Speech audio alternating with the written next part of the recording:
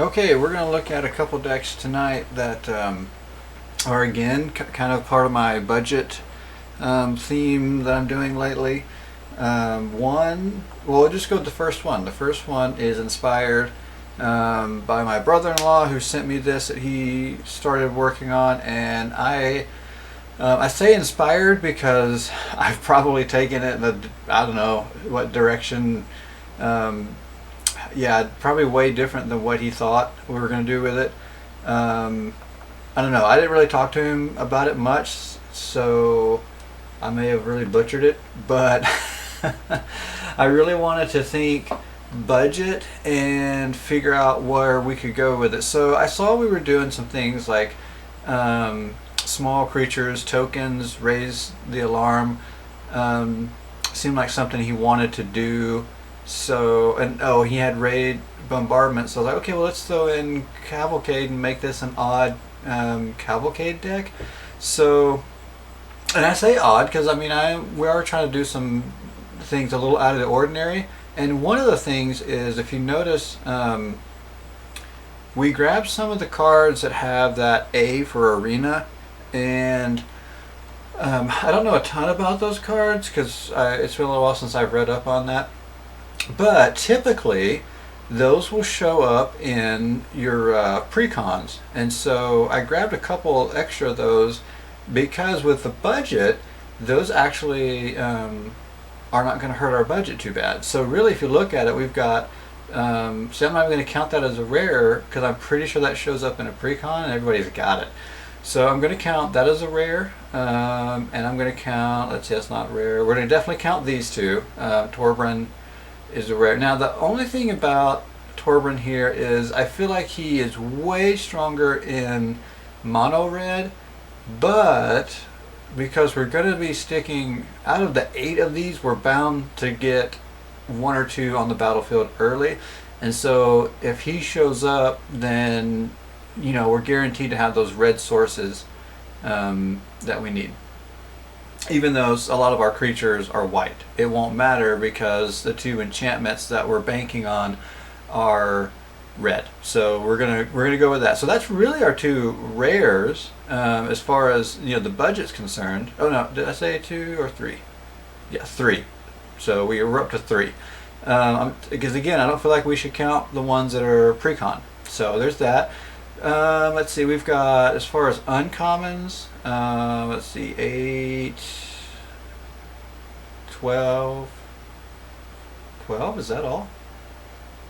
Oh, we got to count those too. Well, but see, again, those are pre-con decks. So, I mean, we could say, throw in 2 more. That's not bad for uncommons. I mean, well, Angrith is uncommon, but still, I still don't feel like that's too many.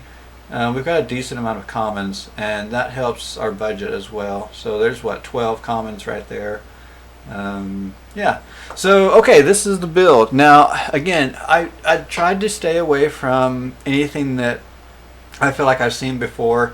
So I tried to add some things. Now the only thing I don't like is I left some high cost stuff here at the end. So I do feel like we hit our early curve really well. I feel like we might have just we might be a little heavy on the back end. Otherwise, it's not a bad curve. Now, early on, I noticed the mana base. So this is the really hard thing about getting into multiple colors and trying to stick to a budget.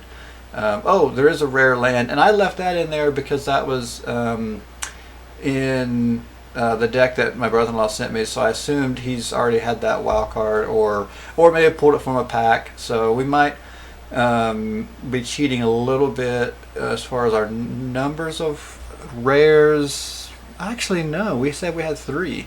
So if we call that our 4th, that's not bad. But here's the catch: if you really want to do multiple color decks, even if it's just 2 color decks, you need to use rare lands to get them untapped, and we're able to use commons and still get dual colors, but coming in tapped really hurts. So I did notice we struggle with that, and the big reason we struggle with that is because we have so many cards with multiple requirements there for our colors. So we're here where we've got, you know, 1 and 2 colorless. Here we got 2 of the same color, 2 of the same color, 3, 2, 2, 2. So that ends up hurting us in the long run. I don't know how many times I played this and I'd get to turn 4 and I don't have the right combination. So yeah, just some things to think about. But again, we're focused on the budget, and I think within that concept, we've got something interesting. It's Cavalcade is not new. It's something we've done a lot, but we tried to make a little twist on it. You know, it wasn't a big twist, but okay, let's play it and see how it plays. And then I've got one other budget deck that I did that we'll take a look at. All right, here we go. Ready?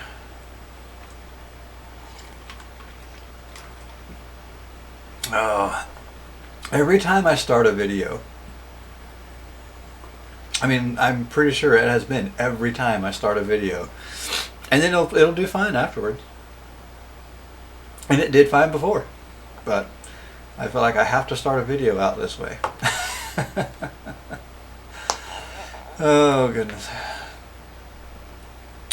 Onigai? Red Sama? That is an interesting name. Oh. Of course, they're probably thinking the same thing about my name. But. Okay, so, see, we're going to be coming in tapped, but at least we've got 3 land. That's worth going for. We've got 2 1-drops, 3 land. This is going to sit in our hand probably forever. Yeah. If... I'm looking at this card in my hand right now thinking it probably should come out of the deck. 7 cost for what this deck is doing probably just isn't that good of an idea. Interesting. Oh, Hasty Goblins. I do not like seeing that on the other side. Alright, let's get 2 creatures down at least.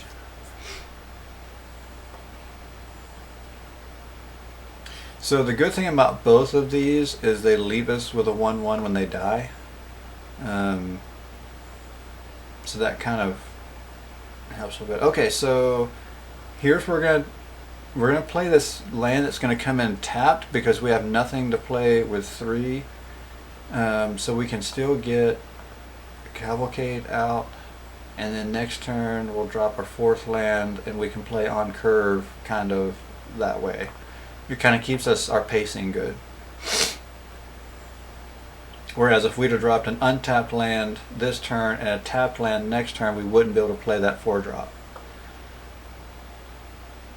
Oh, that's interesting. I almost never see that card, and now that we have it in a deck, it's going to show up. Okay, so now this is one of the more interesting cards, and I did bring it down. I had 4 copies in the deck, and I brought it down. But forcing the extra blocking, I think, could make this interesting. And I'm not sure if I want to attack yet, but maybe even push it a little further. No, let's just do it. That's what we do.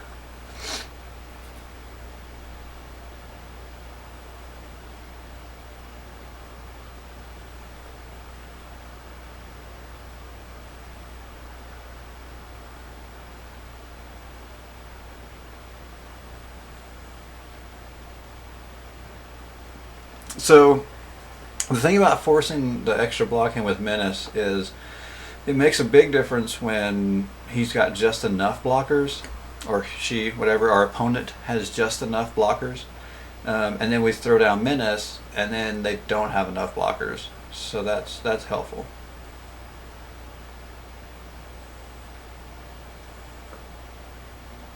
Now the odd thing about a mass that we typically don't run into, but we're running into it now, is it's not going to trigger. But at the same time, I don't feel like it's a bad spot to have a bigger creature running around. So it's just kind of interesting the way that worked out.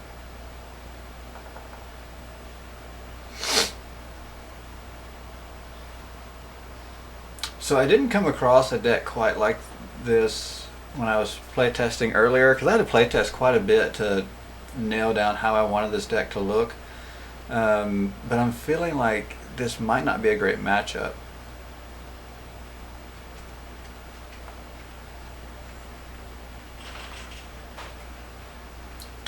Okay, let's go ahead. I'm not down ticking this right now because I want it to stay on the battlefield as long as possible, which it might be over. Yeah, it does have haste. Yeah, it's over. That's fine.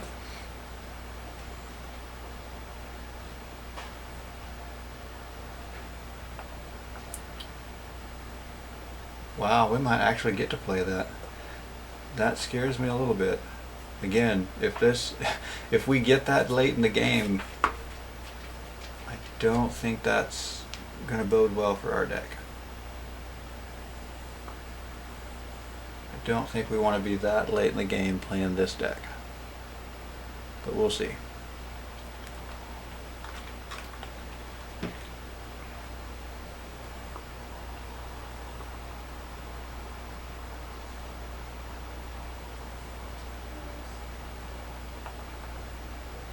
Oh, we are gonna see.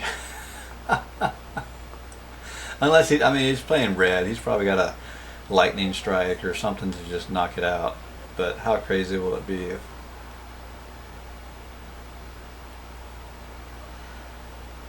Yeah, I figured he'd take it out. I mean... Okay, now this is interesting. We could attack, and he would be down a creature, we'd be down a creature, but we're only going to deal him the, let's see, what, 4 damage there. A creature dies, then we have to save a creature. I mean, why not?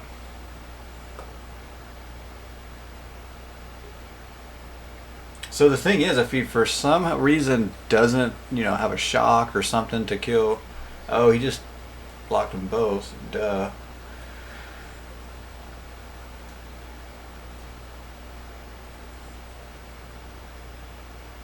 Well, he's only got 1 card in hand, so if I can draw any of my creatures and then just swing with it. The problem is I don't think I have anything with haste. And I seriously thought about that, but I like the idea of having the recurring creature, so die and something comes back. Oh my goodness, and now we're going to draw a land. Yeah, we're done. Yeah, we got too late in the game. Like I said, I didn't feel like this was a good matchup. Just didn't feel quite right. But not a bad performance from this deck. I think it's it's a little jankier than most decks of this type. We're trying to do some odd things with it, but we got to throw in some extra rares by using the precon rares. So I think that's worth trying out if you want to beef up a deck a little bit. That if you're on a budget. I don't like the precons themselves, but they do have some cards that are worth pulling out. Let's run that one more time before we switch decks. I think it actually can hold its own a little bit better than that.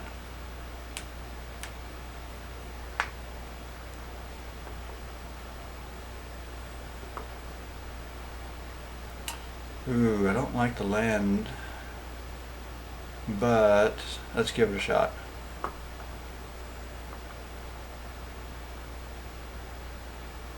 Okay, I think mono green should be a little bit of a better matchup. The only thing is he's going to get probably really big really fast, but the upside is we can at least buy a little bit of time with Banishing Light, so we'll see what he ramps into, and then hopefully we get rid of it, and by that time we're in a good spot. I don't know. Okay, so if it was just Llanowar Elves, it would be an easy decision to attack here because we put him on the defensive. But having Druid of the Cowl, he can easily block, and yeah, we get a creature back, but gosh, I think we're going to wait. Yeah, we might be in a bad spot here. See, if he was sitting on small ramp stuff, and then throwing something big in later that we could get rid of, it'd be one thing. So oddly enough, I think we're actually going to do this now, just because we need to put pressure on him or her, the opponent. I know I've done that once already. Okay. So there, now he's having to make decisions because blocking would take out his ramp spells. Wow. And that's the downside. Although, I say that's the downside, we can't target it anyway. So I'm not entirely sure how we beat Carnage Tyrant, which is why Carnage Tyrant was always so good when it was in Standard, and now you can play it in Historic, and it just is what it is. Very difficult to beat. I mean, do we swing into it? Well, what else are we going to do? Block it for 1 out of 7 damage because it's got trample. So yeah, I mean, I don't know. I don't know that there's anything we really could have done. Are you kidding me? He's got a second one? Yeah. Frankly, it doesn't matter what deck you're playing with. You're gonna be in a pickle if this card comes out. So I really feel like this was not a good test for our budget build here. I mean, what am I gonna do? He slaps down 2 Carnage Tyrants. Really? Okay, well, I'm not going to play it again. I think we've proven the concept. It looks, it looks weak right now, but it's, again, this is a bonkers deck we're up against. But, I mean, as far as if you're in a meta, which this is clearly not, if you're in a meta, 2 Carnage Tyrants and an Ugin. This is just stupid. If you're in a meta where something like Cavalcade is viable, then this is a fun budget twist on it. But yeah, okay. There's no point in sitting here taking damage from this guy or girl. So yeah, I mean, I do think it's a fun twist on a deck that's viable sometimes in some metas. But clearly the historic meta right now is, ramp into big stuff, and we just didn't stand a chance. Okay, so the next budget deck, I actually took one of the monocolored precons, one of the few precons that I kept, and I decided to switch it up to... Well, I took the mono blue aerial domination and I made it a little more, I say traditional because this Is It Flyers Drake's deck was kind of popular a while back when it was a standard legal deck, and I've tried to kind of twist it a little bit and make it kind of budget friendly for Arena. Okay, so I used, I want to say it was 2 mythics, maybe 1. I think I may have used 1. Okay, so Magic Mirror, again, so the catch here is when you're down to, 1 or 2 mythics, that means you're only going to have 1 or 2 copies of that card, and only having 1 or 2 copies of a card makes it very inconsistent. I mean, you're not going to see it very often when you're playing. So there is a downside to that, but we're throwing that in anyway. I actually forgot these were in here, and I feel like I meant to take them out.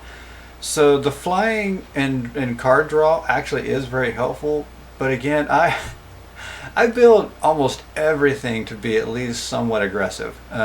So when I most of my decks don't play late game very well. I mean, I say late game as in if we're dropping a 7 cost and expecting to get much out of it, I feel like that's just way too deep.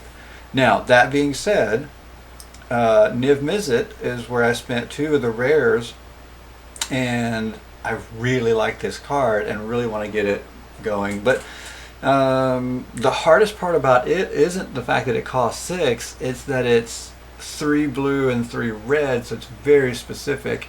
But it is a ton of fun if we can get it going.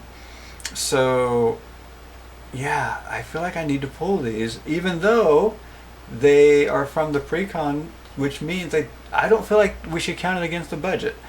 I'm gonna pull them though. I like what it does, but I don't feel like I need it. Okay, so Niv took up 2 rare spots. I did throw in Shark Typhoon. Again, it's a one-off, meaning it's going to be very inconsistent as far as when we see it, but it's a Shark Typhoon. It's fun. Why not throw it in? Okay. So we're going to see how that goes. Crackling Drake and Enigma Drake. So my thinking here was, and you know, the pros might disagree because, well, they're pros and they know more than I do. But my thinking here is, for Curve, we have a 3-drop and then a 4-drop. So I could have, you know, set this up a little bit different. I mean, there's 2 here, 2 here. That may seem a little odd. But I thought it might be nice, hey, if I can get this one on turn 3, this one on turn 4, we'll go that route. So that's kind of the reasoning there. Does it make sense? I don't know. It's my thinking. So this is interesting because a lot of the decks I've built lately would really be hurt by a card like this. So I thought, might as well throw it in. Maybe somebody's thinking the way I'm thinking. So it's going to deal 2 damage to each creature except for creatures you control with flying. So those little 1/1s, this will just wipe a whole board of those, and can do some decent damage to bigger creatures if we've got, because we have shocks and other ways to maybe follow that up and kill bigger creatures. So there's that. Winged Words is common and doesn't really hurt our budget, but it's a good draw here. So I did spend some uncommons on Dorat. So also the Sprite Dragon, if you don't have the cool style. Whenever you cast a non-creature spell, put a 1/1 counter on it.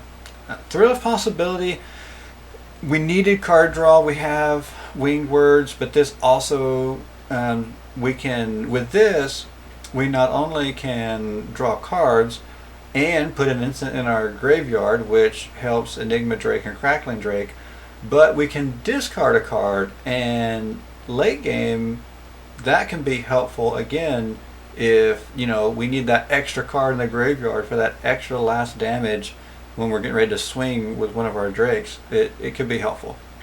And then some basic direct damage in their instance, so they're gonna feed Enigma Drake and Crackling Drake. Terramander, I feel like is overrated. Like, I want it to be better than it is, so I keep trying to get it into a deck where it's going to work really well. And I don't know. We're going to try it out. I really want it to work well. And if it's ever going to work well, it should be here. But I think if anything, though, I might still be a little low on instant and sorcery spells. Just maybe. I don't know, we're probably close. I could probably actually get rid of the Terramanders and throw in 4 more instants or sorceries. But let's play it, see what it does. It fits our budget concept as far as we used 4, was it 4 or 3? I think it was 3 rares and 1 mythic rare, and then the rest are commons and uncommons. So it definitely fits our budget as far as wild cards go. And again, the shell that I used was from a pre-con, and then I just decided to go with the Is It Flyers, Is It Drakes. It's gonna try to be aggressive, but again, I guess that's my thing. No need to run from it. I build aggressive decks. I guess I'm trying to think. So I used to not always do that. I used to build, you know, just kind of everything, control, counter spells, and then I guess I got lazy. I don't like to sit here all that long and piddle around with. So I have no patience anymore. So I'm just a straight aggro player now. And I can take any deck, it seems like, and find a way to make it more aggro. I don't know. Gates isn't all that aggro,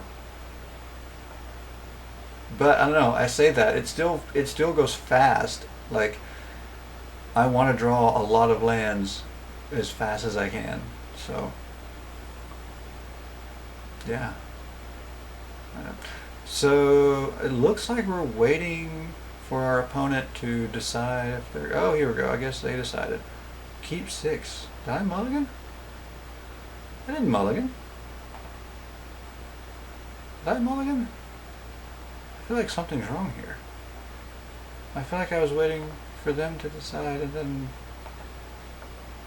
Okay, guys, I might be going crazy. Maybe I hit the button and didn't realize I hit the button. Or maybe they're hacking me over there. I don't know. 1, 2, 3, 4, 5, 6, 7, 8. He's sitting on 8 cards. Did he just draw just now? I don't know. Dragomonte. I mean, dragon's in his name. Ugin, a spirit dragon, is his avatar. I don't know if he's playing a dragon deck or if he's just playing off the Ugin thing. I do have a really fun dragon. I'm pretty sure it's mono red. I mean, it's typical for dragons. Dragon deck that I really like. It is not a budget deck. It has no desire to be a budget deck.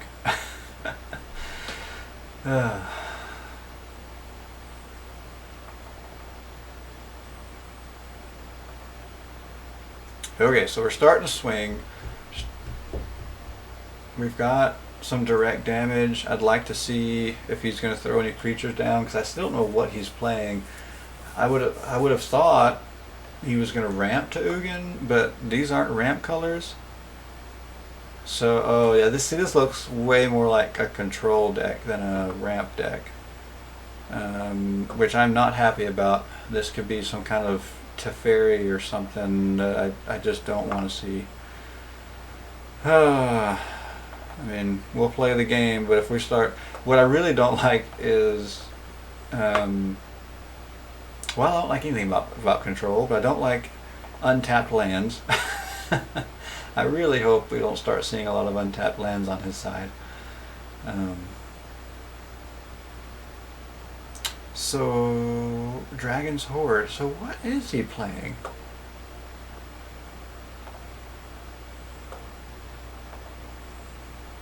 Interesting. Maybe I haven't quite seen this yet. I mean, I play a lot of historic, so I've seen a lot of stuff, but... And maybe I've seen a version of what he's doing, I just haven't figured out what he's doing.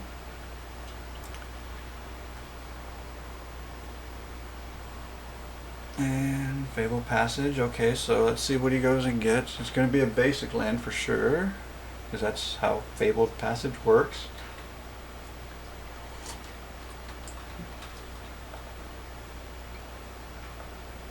Maybe this will give us some more insight. I don't know, I just hope it doesn't take all day. Come on, man, it's just a land. Plains. So 3 ways to get white mana. And another Dragon's Horde. White and dragons, I'm trying to think, that doesn't make a ton of sense. I'm probably going to be really shocked. Not shocked, but like... It may be very obvious when it finally shows up. I guess what I was trying to say. I don't know. I'm still not sure what he's doing.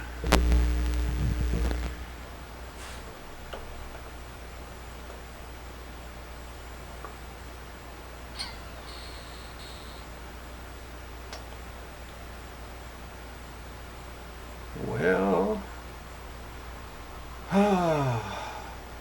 The opponent is a slow player. And after I just got through talking about how I have no patience because all I build is aggro decks, here we are. Kaya's Wrath. Okay. I guess... I mean, we expected to see control, so that makes sense. I'm still not sure... Still not sure what exactly we're getting at. Okay, let's try this. He might take it out. I mean, it can't be countered, but it's not indestructible. Evolving Wilds, okay. And a Swamp. And Kaya's Wrath. Wow. Well, that happened. We got to draw a card and deal a damage.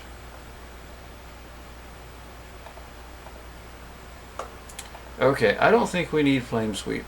I don't know what he's playing, but I don't feel like Flame Sweep is going to do us much good. So this is a good time to get moving here. Let's hold off on the rest of this.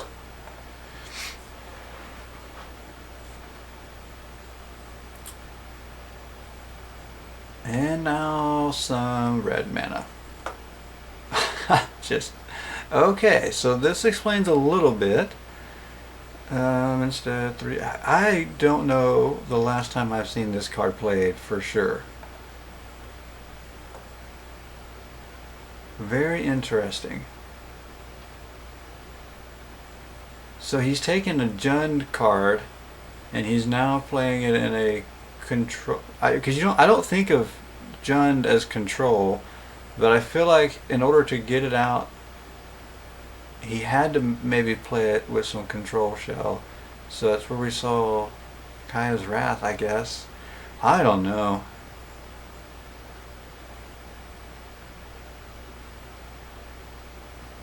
Okay, yeah, you're drawing cards. I do like these cards. I only have 2. I haven't spent enough wild cards to put more than 2, but I've got 2 in a dragon, my mono red dragon deck. They can really give you a lot of good card draw. Oh, I should have went ahead and opt. Oh well.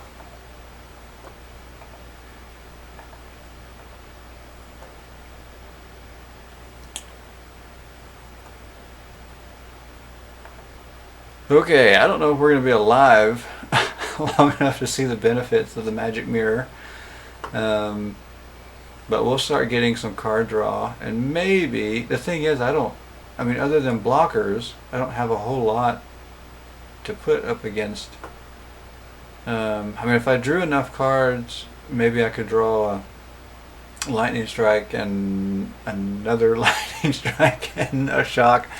Oh, it's just so big. Oh, Dracusa. Wow. That's a killer card. Oh, I run those too in my dragon deck. This is just... It's such an odd deck, but I have to say, I love it. I love to see odd stuff show up like this. So I hate losing, but if I'm going to lose, this is the way to do it.